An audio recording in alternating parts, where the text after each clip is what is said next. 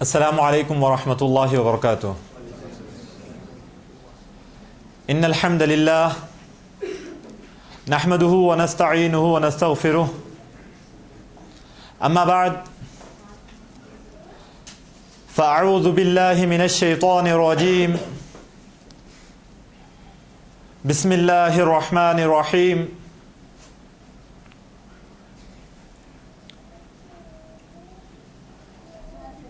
انما المؤمنون الذين آمنوا بالله ورسوله وإذا كانوا معه على أمر جامع لم يذهبوا حتى يستأذنوه، وقال النبي صلى الله عليه وسلم خيركم من تعلم القرآن وعلمه۔ محترم حاضرین، ابھی میں نے آپ کے سامنے سورہ نور کی ایک آیت تلاوت کی۔ دراصل جب ہم لوگ اس آیت پر غور کرتے ہیں تو ہمیں یہ بات واضح ہو جاتی ہے کہ اس کا تعلق دینی محفلوں سے ہوتا ہے، اس کا تعلق خطبات سے ہوتا ہے، بیانات سے ہوتا ہے۔ لیکن میں نے آج اس حفظ کے موقع پر اس آیت کو تلاوت کی۔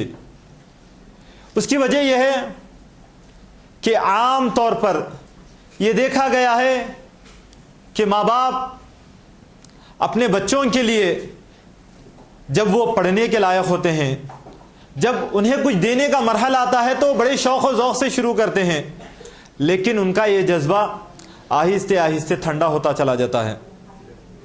اس کی مثال آپ اس پانی کے بلبلے سے دے سکتے ہیں کہ جیسے ہی پانی میں ایک جوش آتا ہے تو اس میں بلبلے اٹھتے ہیں، لیکن وہ وقتی طور پر ہوتے ہیں۔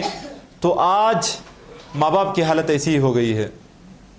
تو اسی لیے اللہ رب العزت نے فرمایا انما المؤمنون الذین آمنوا باللہ ورسولہ، بے شک مومن وہ لوگ ہیں جو کہ اللہ اور اس کے رسول پر ایمان تو رکھتے ہیں، اس کے بعد ان کے لیے ایک شرط یہ ہے کہ جب وہ آپ کے ساتھ ہوتے ہیں، جب وہ دینی مرحلے میں ہوتے ہیں، دینی محفلوں میں ہوتے ہیں، تو اس کو پابندی کے ساتھ قائم کرنا چاہیے۔ اسی کا ایک مرحلہ یہ ہوتا ہے، دیکھنے میں یہ آتا ہے کہ ماں باپ حفظ کے لیے آگے تو بڑھتے ہیں، لیکن بچوں کی تکلیف کو دیکھتے ہیں کہ اسے ہارڈ ورک کرنا پڑتا ہے، محنت کرنا پڑتا ہے، تو وہ آہستہ آہستہ اس میں دلچسپی کم کر لیتے ہیں۔ تو یہ دلچسپی گویا ہمارے ایمان کی کمی ہے۔ یہ ایمان کو واضح کرتا ہے کہ ہم جیسے جیسے اس کی طرف آگے بڑھتے ہیں تو ویسے ویسے ایمان بڑھ جاتا ہے۔ جیسا کہ اللہ رب العزت نے دوسری صورت میں ارشاد فرمایا کہ یقیناً مومن وہ لوگ ہوتے ہیں کہ جب ان کے آگے قرآن کی تلاوت کی جاتی ہے، اذا ذکر اللہ وجلت قلوبہم، جب قرآن کا ذکر ہوتا ہے، اللہ کا ذکر ہوتا ہے تو ان کے دل تھرا اٹھتے ہیں۔ اس کا مقصود یہ ہے کہ وہ اس کی طرف آگے بڑھتے چلے جاتے ہیں، ان کا کام رکنا نہیں ہوتا ہے۔ تو یہ دلیل ہے ہمارے لیے کہ ہم اپنے ایمان کو چیک کریں کہ ہم اپنے بچوں کو کس قدر ایمان کی طرف لیتے چلے جا رہے ہیں۔ اس کے بعد اللہ نے فرمایا وَإِذَا تُلِيَتْ عَلَيْهِمْ آيَاتُهُ زَادَتْهُمْ ایمانا، جب ان کے پاس ان کے آگے اللہ کی آیتیں تلاوت کی جاتی ہیں، قرآن کو پڑھا جاتا ہے، ان کے سامنے قرآن کو یاد کیا جاتا ہے، قرآن کے معنی و مفہوم کو جو سمجھتے ہیں تو ایمان ان کا بڑھتا چلا جاتا ہے۔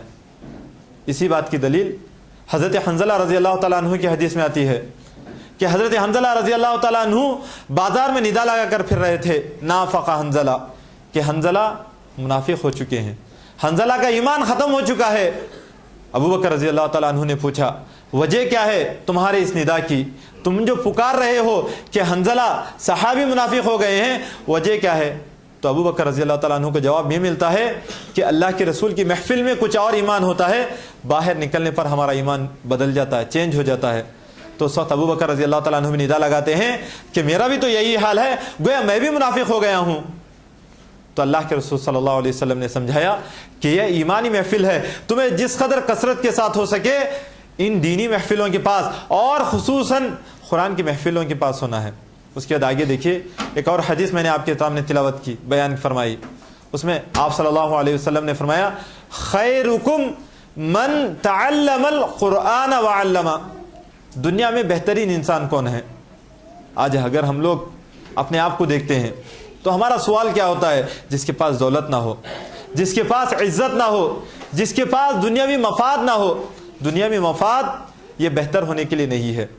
اللہ رب العزت نے دنیا حاصل کرنے کے بعد آخرت کو بھولنے والوں کے بارے میں فرمایا یعلمون ظاہرا من الحیات الدنیا. جو لوگ دنیا کے پیچھے بھاگتا ہے، دنیا کما لیتا ہے، دنیا میں مقام، عزت، دولت، شہرت، ہر چیز اس کے حصے میں آ جاتی ہے، لیکن جب آخرت کی غفلت کے ساتھ یہ حاصل ہوتی ہے تو اس کی دنیا بھی تباہ و برباد ہو جاتی ہے اور آخرت بھی تباہ و برباد ہو جاتی ہے. کیسے؟ اللہ رب العزت نے فرمایا یعلمون ظاہرا من الحیات الدنیا. وہ دنیا کے ہر نقوش، ہر عیش و عشرت کو پہچان لیتے ہیں، اسے حاصل کر لیتے ہیں. وہم عن الآخرۃ ہم غافلون. وہ لوگ آخرت سے غافل ہوتے ہیں. آخرت کی غفلت کے ساتھ ایمان کامل نہیں ہوتا. آخرت کو ہمیں مد نظر رکھتے ہوئے ان دنیا کو حاصل کرنا ہے. اسی لیے بہترین انسان کی مثال دیتے ہوئے آپ صلی اللہ علیہ وسلم نے فرمایا خیرکم من تعلم القرآن وعلم. اگر کسی کے بارے میں تمہیں جج کرنا ہے، کسی کے بارے میں تمہیں بہتر بنانا ہے، جیسے کہ ابھی بردر نے کہا کہ یہ بچے دنیا کے لیے سب سے بہترین ہیں، جیسے کہا گولڈ مائن ہے، تو اس کی مثال یہ اپنے طور سے نہیں، یہ حدیث کی مثال ہے. حدیث میں آپ صلی اللہ علیہ وسلم نے فرمایا کہ سب سے بہترین بچے یہی ہیں، سب سے بہترین قوم یہی ہے، سب سے بہترین دنیا میں افراد یہی ہیں جو قرآن پڑھتے ہیں اور دوسروں کو قرآن پڑھاتے ہیں. جب تک یہ چیز نہ ہو تو ہم ان بچوں پر نکیر نہیں کر سکتے. ہاں بچوں سے نادانی ہوتی ہے، لیکن ان کی عزت ہمیں بڑے شہنشاہوں سے بھی زیادہ کرنی چاہیے، کیونکہ یہی اسلاف ہیں، یہی قوم ہیں، یہی لوگ ہیں جو قرآن کو تھامنے والے ہیں. قرآن کو تھامنے کے بعد یہ لوگ کبھی گمراہ نہیں ہوں گے. جیسے کہ آپ صلی اللہ علیہ وسلم نے فرمایا کہ ترکت فیکم امرین، میں آپ کے پاس دو چیزیں چھوڑے جا رہا ہوں. لن تضلوا ما تمسکتم بہما کتاب اللہ و سنتی. دو چیزیں تمہارے پاس موجود ہیں میری طرف سے، گویا تمہارے لیے تحفہ دو چیزیں ہیں. ان میں سے ایک اللہ رب العزت کا کلام، اللہ کی کتاب. اسی کے لیے آپ صلی اللہ علیہ وسلم بھیجے گئے تھے. بعثت کا مقصد بیان کرتے ہوئے اللہ رب العزت نے فرمایا هو الذی بعث فی الامیین رسولا منہم یتلو علیہم آیاتہ. ایک امی کو اللہ رب العزت نے انہی میں سے بھیجا. وجہ کیا تھی؟ سب سے پہلا کام جو ابھی بچے کرنے والے ہیں، قرآن کی تلاوت، قرآن کو پڑھنا، قرآن کو سمجھنا اور سمجھانا، یہی سب سے بہترین کام ہے. اگر یہ کام نہ ہو تو پھر بعثت کا مقصد ختم. جیسا کہ اللہ رب العزت نے کہا یا ایھا الرسول بلغ ما انزل الیک. جو کچھ آپ کی طرف بھیجا گیا ہے اس کو پہنچانا ہے، اسے پڑھنا ہے، اسے سمجھ کر لوگوں تک سمجھانا ہے. وَإِن لَّمْ تَفْعَلْ فَمَا بَلَّغْتَ رِسَالَتَهُ. تمہاری بعثت کا مقصد فوت ہو جائے گا، تمہارے دنیا میں آنے کا مقصد بیکار باطل ہو جائے گا اگر تم یہ کام نہیں کر رہے ہو. اور اس کے ساتھ ہمیں چاہیے کہ ہم ان چیزوں کو پڑھیں. ہمیں بعثت کا جو مقصد اللہ رب العزت نے آپ صلی اللہ علیہ وسلم کے بارے میں فرمایا ہمیں اسے حاصل کرنا چاہیے، کیونکہ ہم لوگ آپ صلی اللہ علیہ وسلم کی امتی ہونے کے ناطے ان کا کام کرنا ہے، ان کے راستے پر چلنا ہے. یہی حقیقی اتباع ہے. تو لہٰذا ہمیں اس قرآن کو پڑھنا چاہیے اور خیر امت، بہترین امت اور بہترین جماعت میں اپنا شمار کر لینا چاہیے. اور آخر میں ایک بات بتا کے میں اپنی بات کو ختم کرتا ہوں. حضرت عوس بن حذیفہ رضی اللہ تعالی عنہ سے لوگوں نے پوچھا کیف یحذبون القرآن. اب لوگوں کے پاس قرآن کیسے حاصل ہوتا ہے؟ کیسے اب لوگ قرآن کو یاد رکھتے ہو؟ کیسے قرآن کو پڑھتے ہو؟ کیسے تمہارے دلوں میں قرآن باقی رہتا ہے؟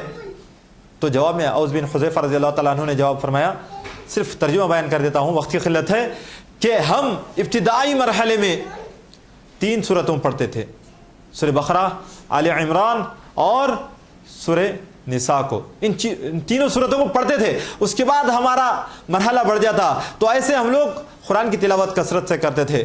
اس لیے اسلاف اسے فمی بشوق سے بیان کرتے ہیں کہ پہلے انسان کو قرآن پڑھنے کے لیے سورہ فاتحہ سے سورہ مائدہ تک پڑھنا ہے، سورہ نساء کے اختتام تک. پھر سورہ مائدہ سے لے کر انہیں آگے بڑھنا چاہیے سورہ توبہ یعنی سورہ یونس کی ابتدا تک. پھر سورہ یونس سے ابتدا کرتے تھے، یعنی کہ روز مرحلہ کا یہ ان کا سلسلہ تھا کہ ہر دن یہ لوگ ایسے قرآن پڑھتے تھے.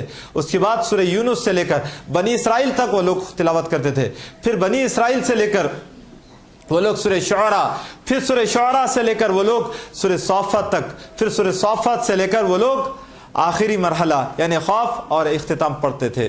اس طریقے سے ہر ہفتے ان کا قرآن ختم ہوتا تھا. تو لہٰذا ہمیں چاہیے کہ ہمیں سب سے پہلے یہ تہیہ کر لینا چاہیے کہ ان بچوں کے ساتھ ساتھ ہمیں بھی اپنے دلوں میں قرآن کی حقانیت کو بیان کر لینا چاہیے.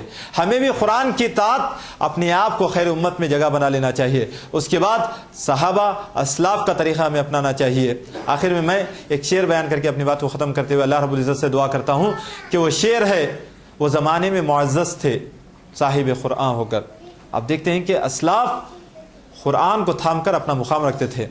آج ہم خوار ہوئے، آج ہم لوگ ذلیل ہو گئے تاریخ قرآن ہو کر، قرآن کو چھوڑ کر. یہی ایک وجہ ہے کہ آج امت بسک رہی ہے، سسک رہی ہے، رو رہی ہے اور تڑپ رہی ہے. آخر میں اللہ رب العزت سے دعا ہے کہ یا اللہ تو ہمیں قرآن اور حدیث کو تھام کر تیرے دین کی خدمت کرنے کی توفیق عطا فرما. اے اللہ تو ہمیں انصار اللہ تیرے دین کی خدمت کرنے والوں میں شمار فرما اور بہترین امت میں ہمارا شامل داخل فرما. آمین ثم آمین. والسلام علیکم ورحمۃ اللہ وبرکاتہ.